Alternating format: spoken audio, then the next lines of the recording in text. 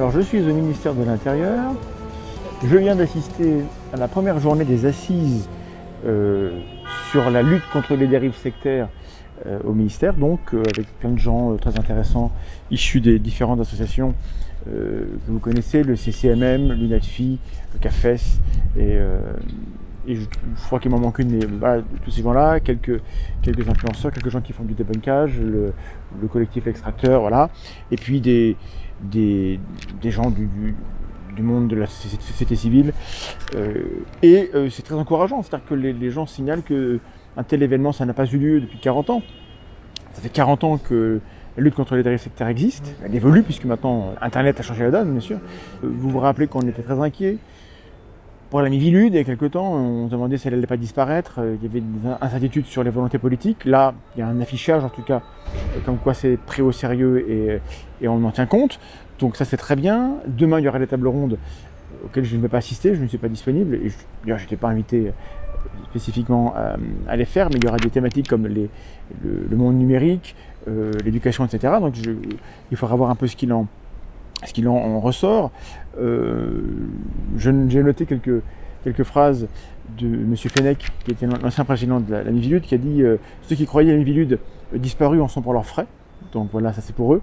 Mais il a aussi posé la question, où est l'Assemblée nationale? Puisqu'il y avait dans le passé des commissions, des groupes d'enquête et d'études qui permettaient de faire apparaître des problèmes liés à toutes ces questions-là. Et là, il n'y en a plus tellement, donc peut-être que ça va revenir.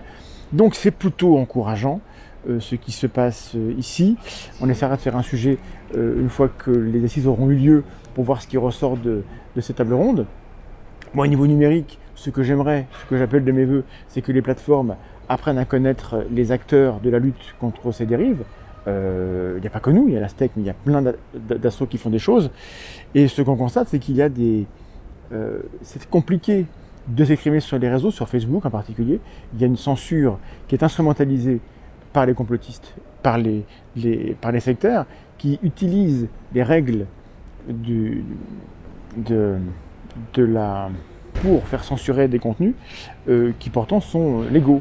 Donc en fait, parfois lorsqu'on cite des complotistes, on peut être striké parce qu'on n'a pas cité les bonnes choses. Donc ça serait bien que les gens qui sont responsables de la gestion de ces plateformes connaissent notre travail. Quand je dis notre travail, c'est-à-dire des gens qui travaillent contre cela et qu'on ait des contacts pour qu'on puisse signaler les problèmes, pour qu'on puisse être à l'abri de la destruction de notre travail lorsque les gens exploitent les failles du système. Ça serait bien que ça puisse exister, c'est une chose que je proposerais si jamais on me demandait. Parmi les sujets, on a parlé de la santé. Vous savez que presque 40%, je crois, des signalements à la Miviludes concernent des problèmes liés au parcours de santé, aux pseudo-médecine. L'ordre des médecins était présent. Vous savez que je râle beaucoup parce que on signale des problèmes avec les pharmacies, avec les médecins qui sont très très limites, et on a l'impression que l'ordre des médecins n'agit pas. De toute évidence, l'ordre est venu dire qu'ils veulent agir. Ce serait très très bien que ça arrive. Il y a une convention apparemment entre l'ordre des médecins et la Miviludes qui va être amenée à évoluer. Ce serait bien que ça existe, et ce serait bien que on fasse le ménage.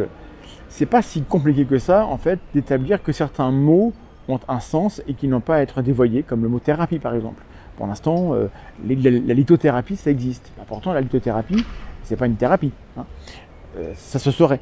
Donc il y a des choses à travailler là-dessus. Il y aura une table ronde à ce sujet demain. On a parlé des formations aussi. On a fait un live sur le monde de la formation et le monde pro et les pseudosciences présentes. Et donc là, on avait des gens qui étaient en responsabilité des formations à l'échelle du pays. Ils ont conscience qu'il y a un problème. Ils ont conscience qu'il y a beaucoup de formations qui amènent à des dérives sectaires et parfois elles sont agréées. Et donc il faut une vigilance accrue à ce niveau-là. Donc c'est en cours. Maintenant, ça serait bien que ça existe. Le président du GNPI, Didier Pachou, qu'on a déjà reçu sur la chaîne, a dit qu'ils étaient en train de créer des réseaux avec des OSB, des Only Science Based, c'est-à-dire des gens qui font des pratiques, mais qui s'engagent à avoir des pratiques qui sont orientées par la science. Ce qui permettrait de faire le tri entre ceux qui font ça pas aussi bien, quoi. Et puis on a évoqué les dérives universitaires, puisque vous savez bien qu'il y a des formations on l'a beaucoup évoqué en 2018 lorsqu'on a parlé des DU en homéopathie. Il y a des formations, il y a des diplômes universitaires qui existent et qui sont adossés à des théories, à des corpus qui ne sont pas au niveau de la science. Ça ne va pas, ça ne marche pas, ça n'a pas sa place dans les universités, mais il y a une liberté académique et une autonomie des universités qui est garantie et qui est une bonne chose.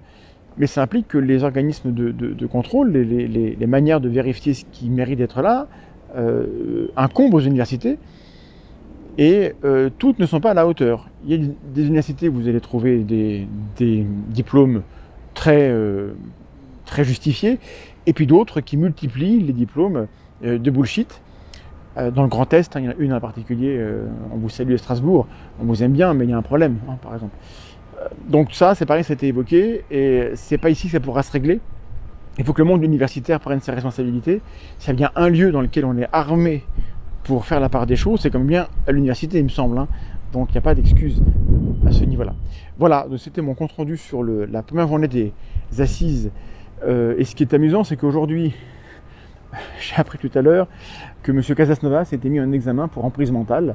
Je trouve la synchronicité piquante, donc je vous la signale. C'est amusant. Et puis on a eu aussi un rapport de la direction de la répression des fraudes qui a sorti un rapport sur les coachs et les formateurs en bien-être qui sont aussi identifiés comme étant un nid de discours pseudo-complotistes, en tout cas avec des dérives d'emprise mentale et compagnie.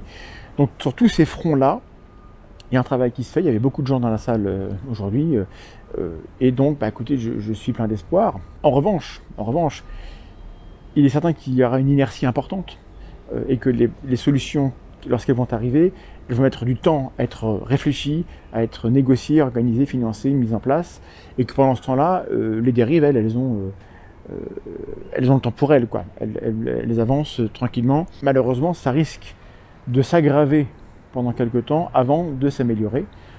Et j'espère que les assos comme l'Aztec et que les structures comme la Tranche en Biais pourront jouer un rôle.